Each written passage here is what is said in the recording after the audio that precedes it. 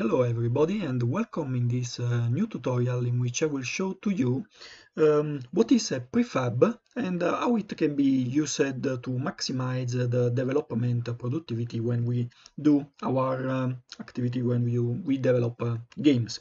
So to start I will put just a plane to have some place on which to add stuff. I will make it bigger. Okay, so that's enough.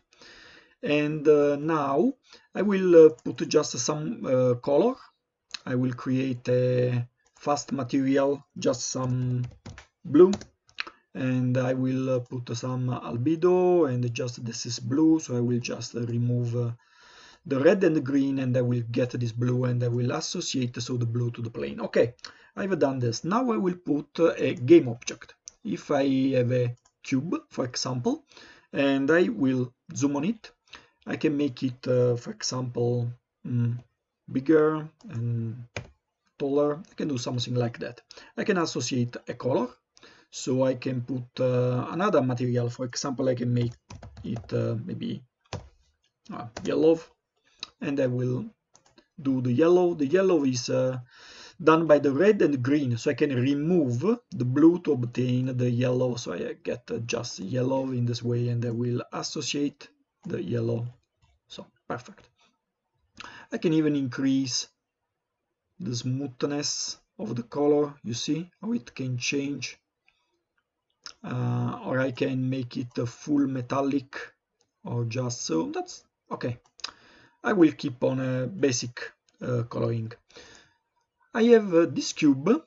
I can, if I need more than one, I can do Ctrl+C, Ctrl+V. I can just copy and paste, and I can have a second one. For example, I can do again, and I can copy again, then I can remove. So this is the way in which we can spawn object at the design time into our game. At runtime, we can do it with GameObject.instantiate in the script to make appear a specific object. But how? Essentially, if we have an object here, I can use it at design level. But if I take this cube and drag and drop into the project tab, so on the assets, then happens something. The cube is transferred here, and this appears as Azure. Why? Because this is transformed now into a prefab, and this is an object that is instanced from the prefab. So this becomes like a factory that can produce as many cubes as we want, all equal to this one. So it's very similar to what we do when we have a model, for example, a 3D model that we load. It's here, and we can instantiate all the time that we like. So I will remove this, and I can add again. So you can essentially add, remove, update, whatever you like when you have prefabs. So you can instantiate object prefabs. What happens if I change this? If I change the material of the prefab, what happens to the other object, to the instantiated object? We can see immediately. If I double click on the prefab, what happens is that, as you can see, the prefab is focused on, and here appears only the prefab, and here are all the characteristics of the prefab, of the template of the object in a way. So if I change from yellow to blue, for example, the color, what happens is that if I close then this view by clicking on this arrow here, what happens is that all the instanced objects turned blue. So it means that the prefab affects at the design time all the objects that we have introduced into the scene. So if I want to go back and make it again, for example, yellow, I can put yellow again, going back, and I will see that everything turns back to yellow. What happens if I take one cube and change the color from yellow to blue is that this change, and you see here you have a slight azure line that says that this parameter has been changed in the component. It's not anymore fully compliant 100% prefab, but there's something changed.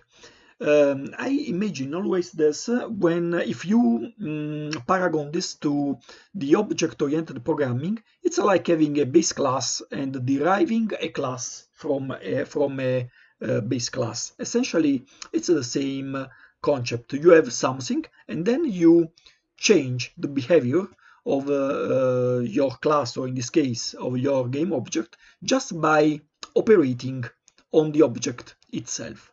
Okay, so I can remove this modified one. I can leave this, and I will rename this. I will do nothing. I go to my prefab.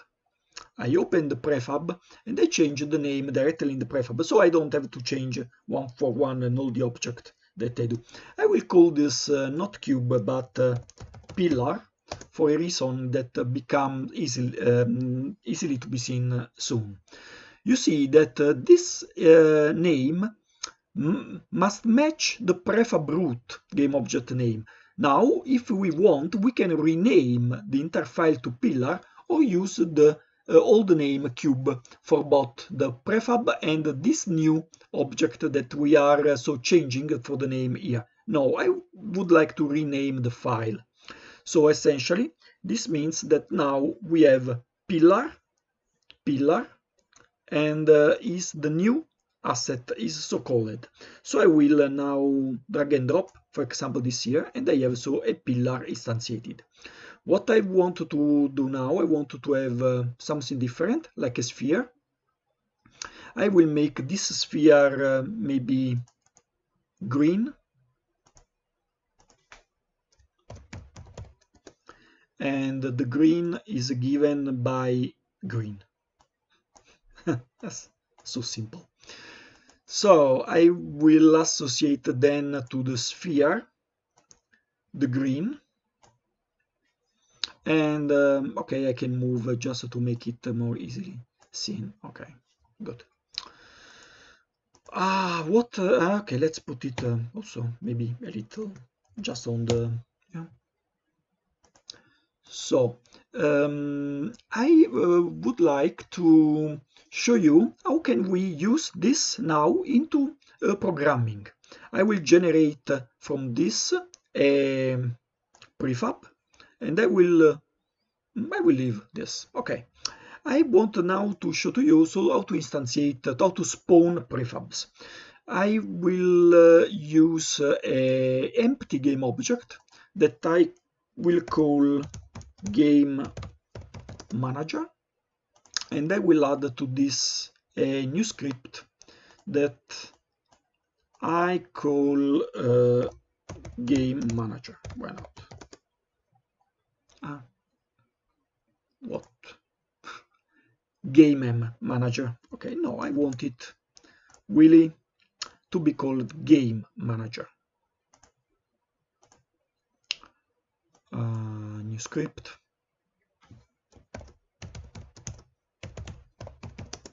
Yes. Okay.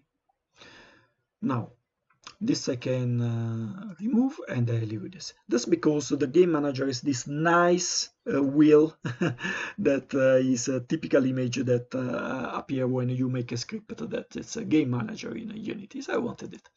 Okay, so let's go.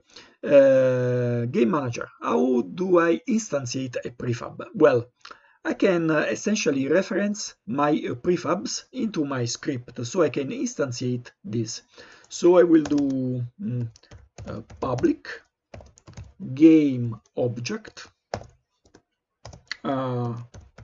pillar, and I will make a public game object sphere. Okay, if I save and I go back into the Unity, I see that so the game manager now has these two empty reference. That's null in this moment. To instantiate, I should take the pillar and put on the pillar. But if I do an error, I can take also from an instantiated object, and it works. But what happens if I then delete my pillar? Then if I have, for example, I have an enemy, if I then kill the enemy and I go again to see what happens, then this will be missing the reference, it will become null. So to avoid this, I always have to put the pillar from, or any prefab, from the asset. So I will use the real prefab. So pillar, pillar, and sphere, sphere. Perfect. Now, even if I remove the pillar and I go in Game Manager, it remains because it is instantiated on this case the reference from the prefab asset. So I will put again. Good. So now I want to instantiate this object. I don't need to do into the update, so I will not use the update. I will use just the start. What I want to do is I want to instantiate many pillars, and I can do this with a cycle. So I can use a for cycle, for tab, and you get the snippet. So from 0 to length, if I want, for example, 6 pillars done all at once in programmatically way, I can choose here from 0 to e minus less than 7, for example, and this will make from 0 to 6, so will be 7 objects. If I do e less than 6, that will be from 0 to 5, that are 6. When I do this, I obviously prefer to have a private variable that I can make float for easiness of later computation, that can be a number of pillars. Yes, and I can instantiate also directly without going into the start. I can do this here. For example, I can say 6. So if I say from 0 to less than a number of pillars, I get 6 iterations. What I now will do is a GameObject.instantiate, but where? I need to define a position. If they will go all on the same place, then they will all be overimposed one over the other, so it will not make any difference in respect to one. So I will make a spawning with a direction, with a position, with an area reposition. Well, I can do in this way. First of all, I compute if I want to put them into some kind of radius on a circle. I can make something like which will be the angle one to the other on a circle if I want to have 6 points on a circle.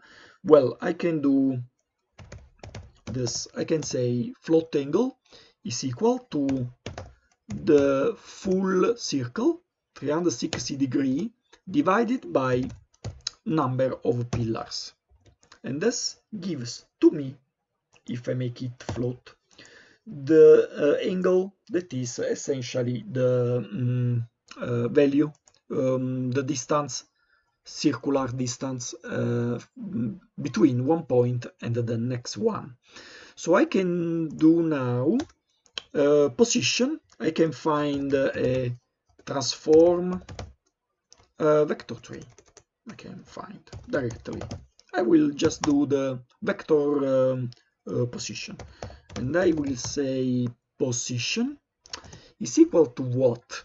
Is the radius that I want to have. Let's say that I want to put all of them at a distance from the origin of maybe 10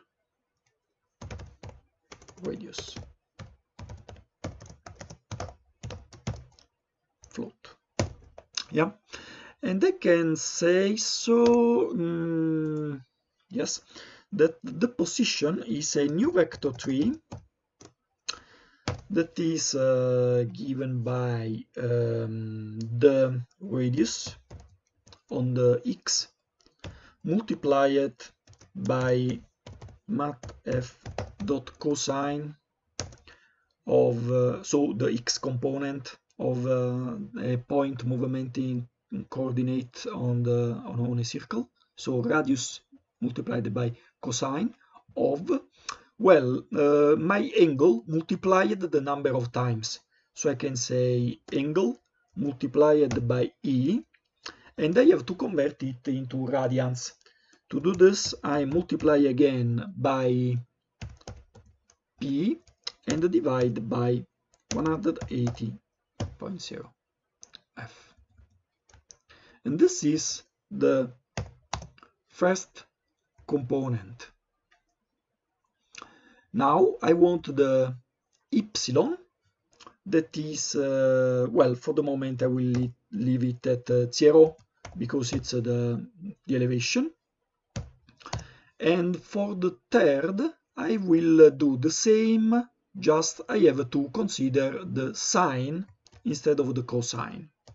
Sine. Good. And here I have to put the, okay. Now I can instantiate GameObject dot instantiate what? The object. The object is the pillar, and I want to instantiate in a certain position. So where I will instantiate is in a vector 3 position. Okay. Then I should use a quaternion for the rotation. For the moment, I will just use quaternion dot identity, not making any transformation on the rotation of the object. And this should be enough. I mean, with this, we should be able to put 6 pillars on the floor. Let's see what happens if I play.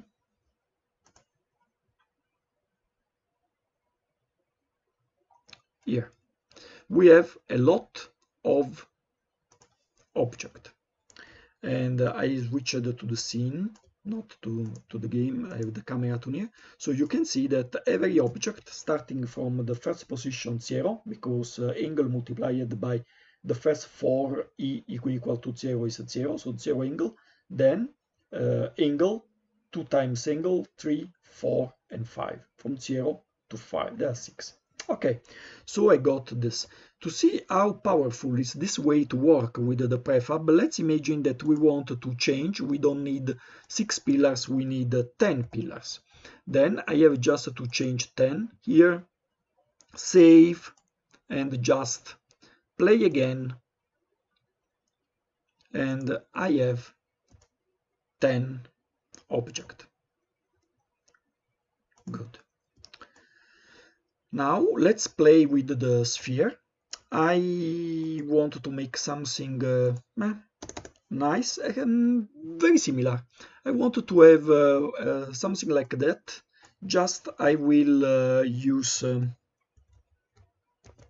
the sphere. I will not do until a number of pillars, but I want to do 36 times, and I will so make a new position at a certain altitude. Let's make for example 5, and I will use not the angle, I will use just the E, so I will have 360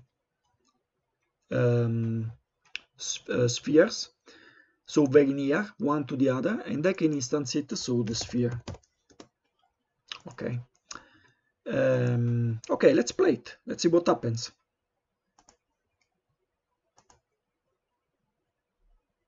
That's pretty nice. Okay, so that's what we got. We got some Stonehenge-like architecture, very futuristic, very nice. I can put higher, as you can see, the pillars, so that they get even more in position with the other object that are the spheres. I can save, I can run again. Yeah, and they look very, very, very, very nice. Yes. So that's what we can obtain very easily with the usage of the prefabs.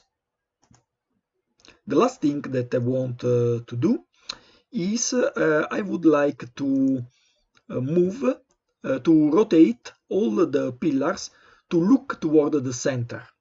How can I do it? Is I can find the vector that is the direction between from any pillar to the center of the scene. So I can make something like vector 3.0 minus the current position computed of this pillar. So I have a direction, and I can do quaternion. I can make dot. I have many possibility. I will use this, the look rotation, and I will position this to look toward the direction that's vector 3 forward. So I will put this direction. Good. I will now close also this. And now all the pillars should be oriented toward the center of the scene, each one individually. Let's see. And here we go. Okay, I think that makes quite a gorgeous effect. It's very, very nice.